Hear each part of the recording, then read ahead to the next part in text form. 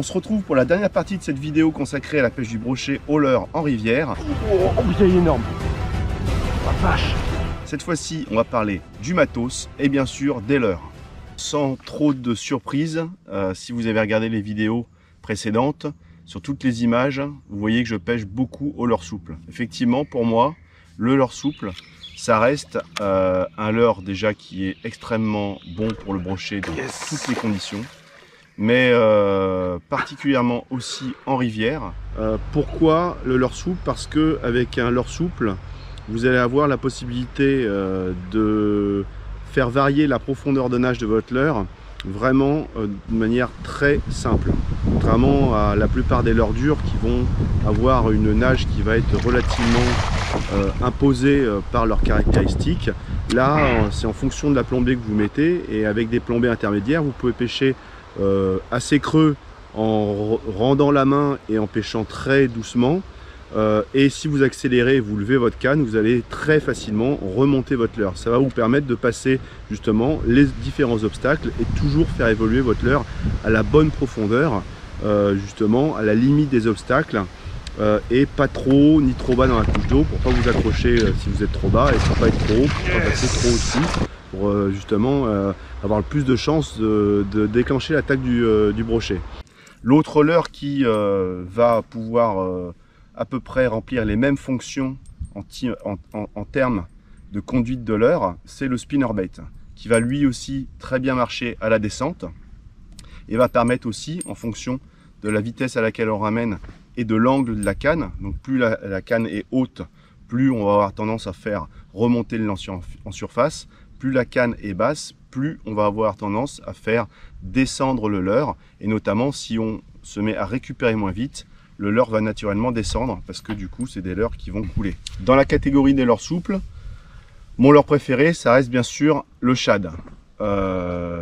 Pourquoi? Bien sûr parce que c'est un leurre qui est extrêmement polyvalent, qui intéresse beaucoup le brochet.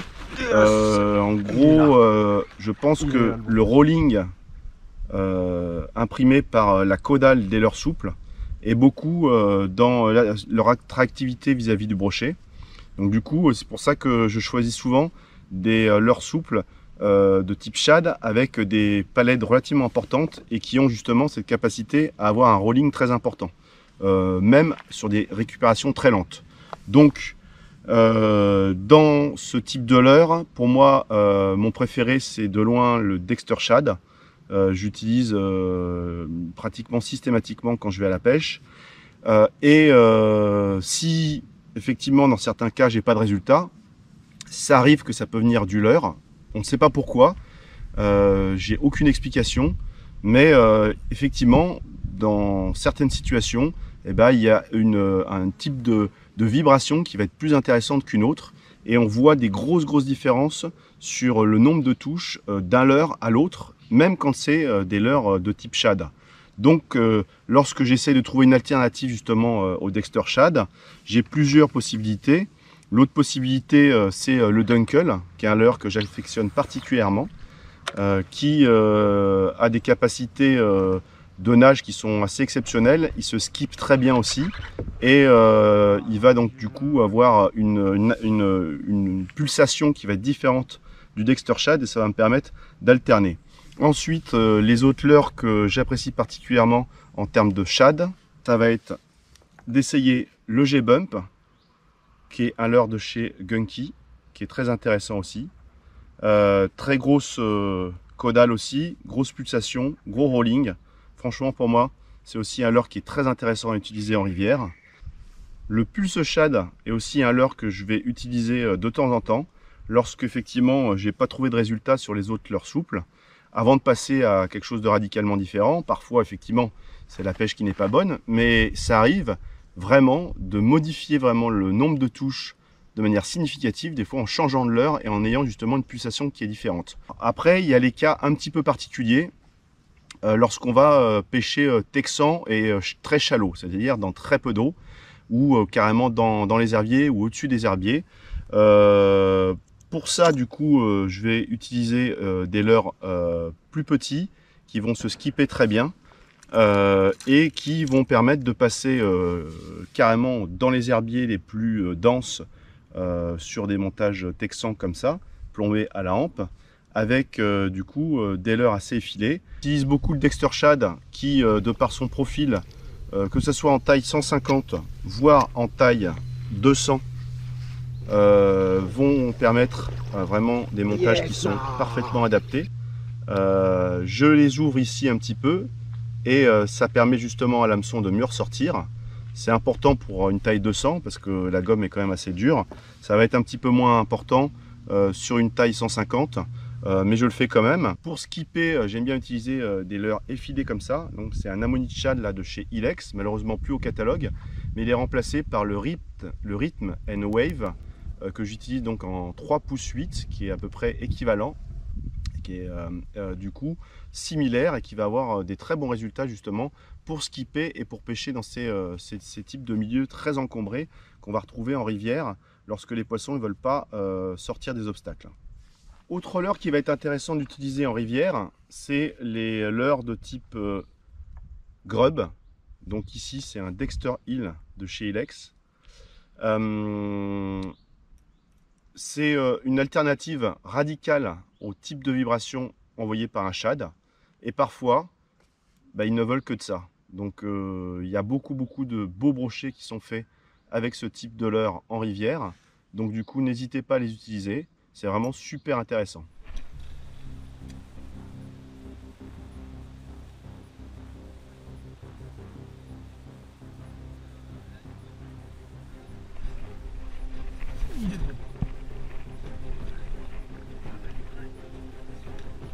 C'est bon, c'est bon.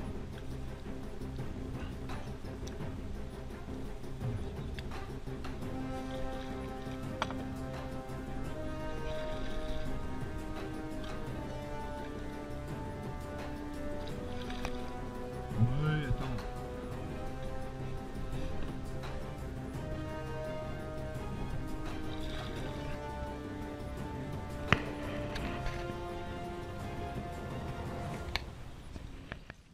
Pour compléter la famille des leurres souples, les frogs, pour moi aussi c'est intéressant, notamment sur les zones d'herbier, lorsque vous êtes dans des noeuds. Donc les noeuds en général ce sont des parties avec faible profondeur qui sont pratiquement comme des étangs mais en bordure donc de rivière, donc avec une partie qui est exposée à la rivière, à l'accès de la rivière directement. Dans pas mal de situations, les brochets aiment bien se mettre dans ces noeuds. Souvent, il y a beaucoup d'herbiers. Et donc, du coup, ça va être très intéressant de pêcher en buzzing avec des grenouilles, parce qu'il y a effectivement pas mal de grenouilles sur ce genre de biotope. Et on peut aussi utiliser le shad de la même manière en buzzing. Et donc, du coup, ça va être intéressant pour déclencher des attaques de surface.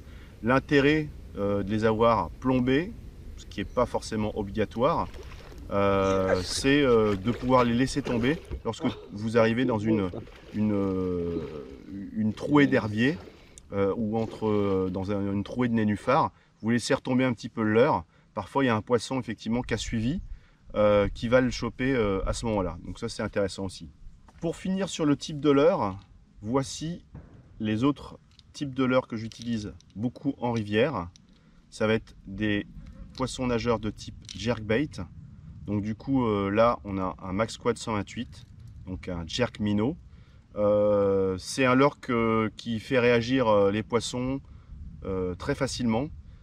Du coup lorsqu'ils sont vraiment très actifs, si vous avez des zones assez grandes à prospecter, notamment lorsque vous avez des zones qui sont très peu exposées au courant, et où les poissons du coup peuvent être distribués un peu n'importe où sur une surface assez grande, finalement un petit peu comme dans un étang, ça va être intéressant pour battre du terrain. Donc vous allez pêcher en jerkant, le leurre donc du coup va se désaxer comme ça. Vous pouvez faire des pauses de temps en temps, c'est même fortement conseillé, et continuer à prospecter comme ça. Donc du coup ça peut déclencher des poissons, et lorsqu'ils sont très agressifs, moi j'aime bien l'utiliser en début de saison, et ça rapporte beaucoup de poissons. L'autre leurre que j'apprécie vraiment en rivière, c'est des jerkbait suspending de ce type là. Donc là ici on a un Dexter Jerk 120 SP. C'est un leurre qui va rester pratiquement en surface sur place et va permettre de prospecter vraiment la couche d'eau superficielle. Mais il fait un tel raffut et il reste tellement bien en suspending que les poissons sortent avec une agressivité incroyable pour pouvoir l'attaquer justement en surface.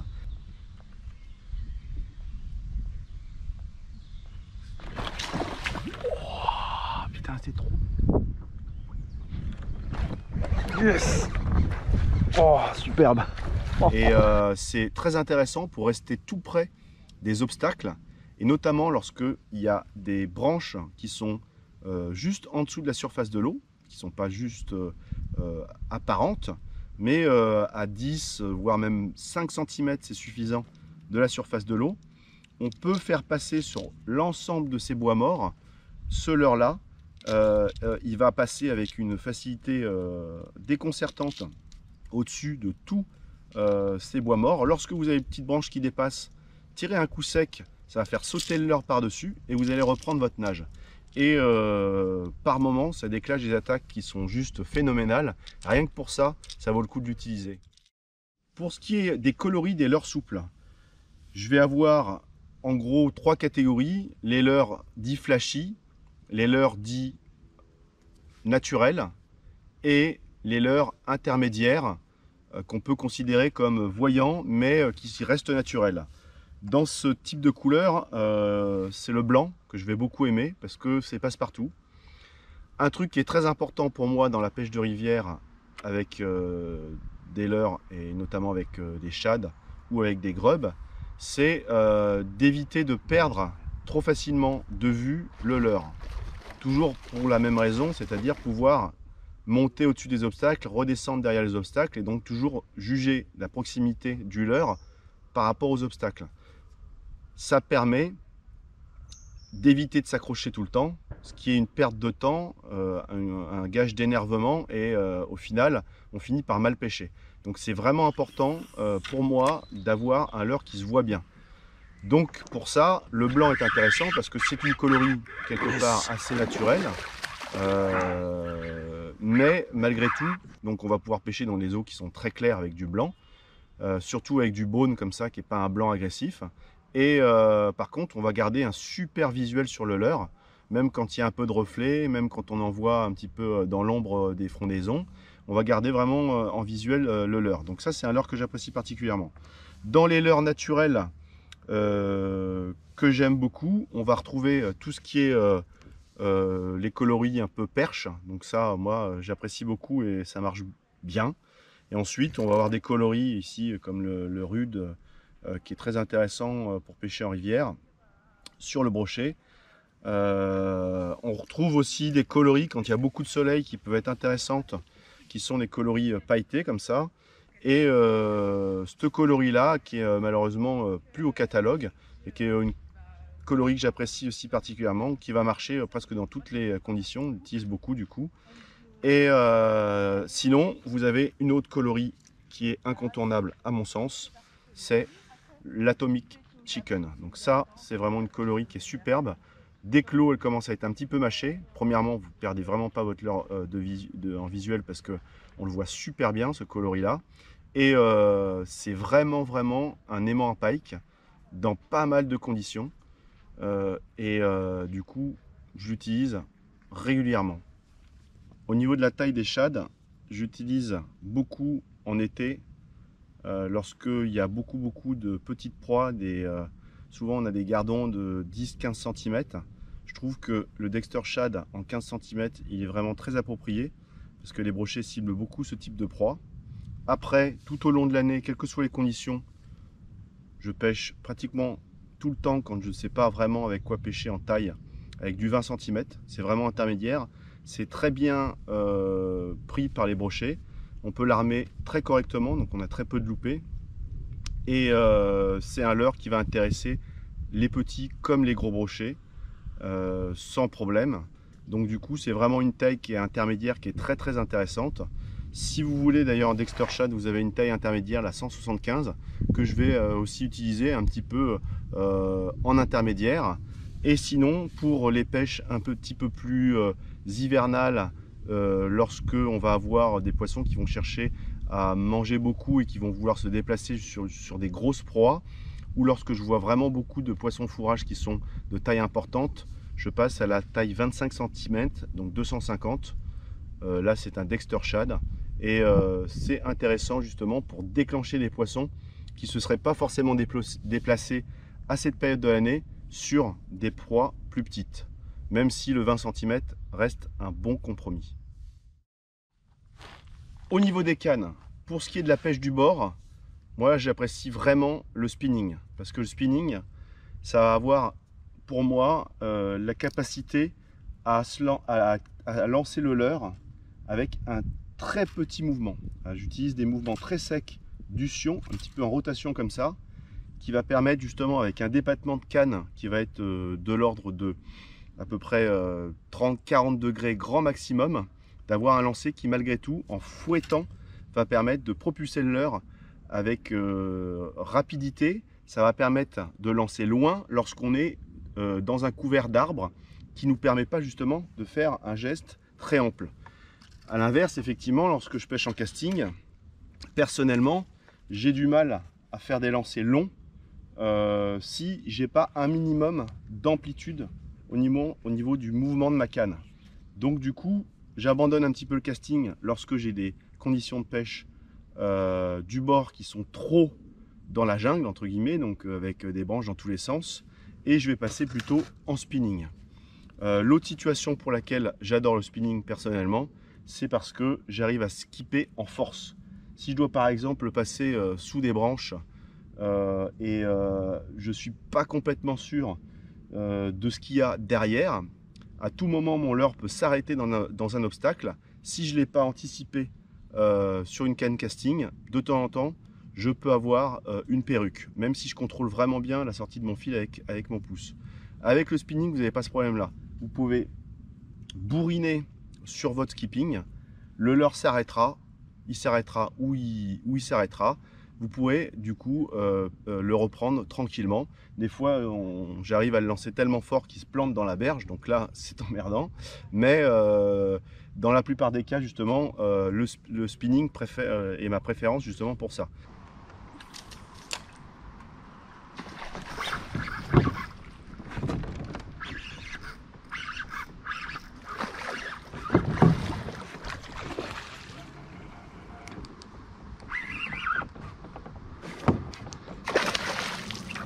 Donc j'utilise plutôt des cannes courtes avec une action très rapide, donc des blancs très nerveux, justement pour toutes ces pêches là.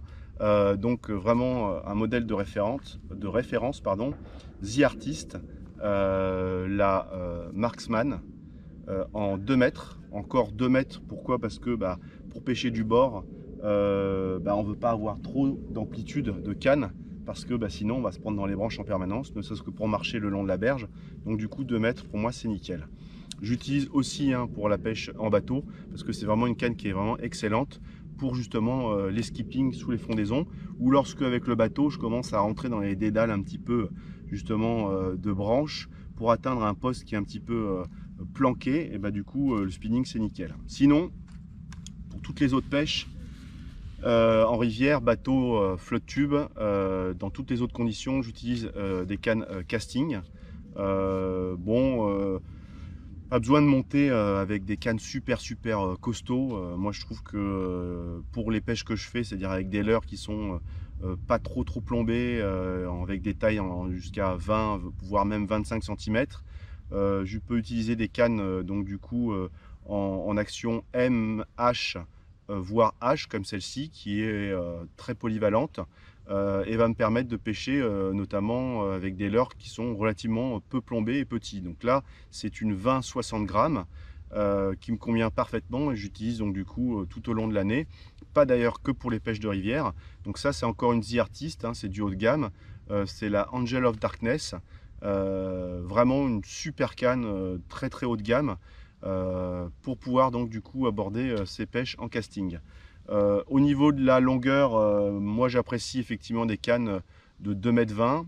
On peut monter jusqu'à 2,40 m en bateau, ça permet d'avoir de l'angle pour pouvoir justement faire ce qu'on appelle des pitching. Donc du coup on peut faire ces lancers un petit peu sous la canne, assez précis en bordure, mais de 20 c'est sympa. Il faut aussi avoir un ensemble qui soit pas trop costaud à mon sens, pour pas trop décrocher de poissons et puis se faire plaisir même sur des petits poissons. Donc on est quand même à la pêche pour se faire plaisir.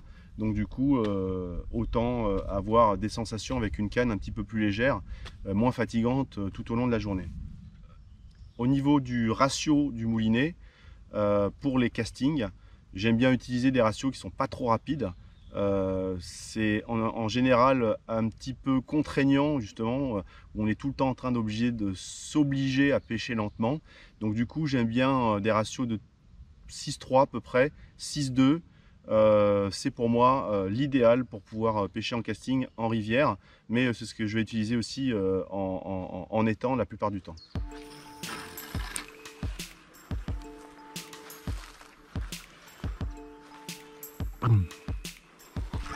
Yes, il est là, tu vois. Souvent, un petit pack ici. Magique.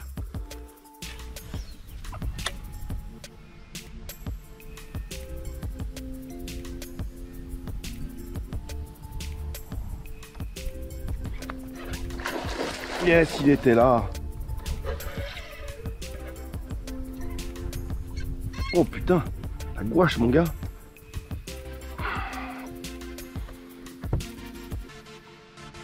Voilà. Ouh, super. Yes. Magnifique. Putain. Ouh. Quel combat. Eh bien, pour un poisson qui n'était pas énorme, c'était cool. Ouh. Ouais, ce serait pas mal. Il est là. Ah, bien joué.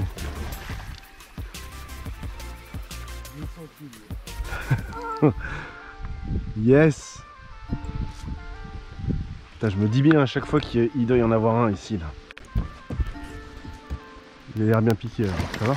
Wouh, super.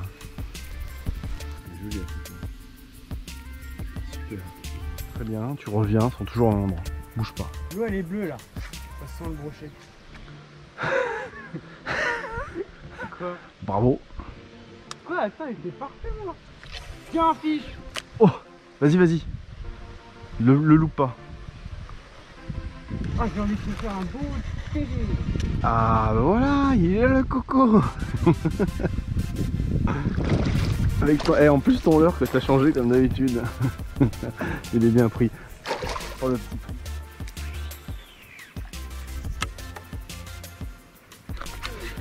Yes, il était. Voilà, avant de quoi? Oh, Ouh, un cendre. oh le lancer, je l'ai senti. Un cendre. Oh là, il est mal piqué, il est mal piqué, mal piqué. Ah, magnifique. Il est trop énorme.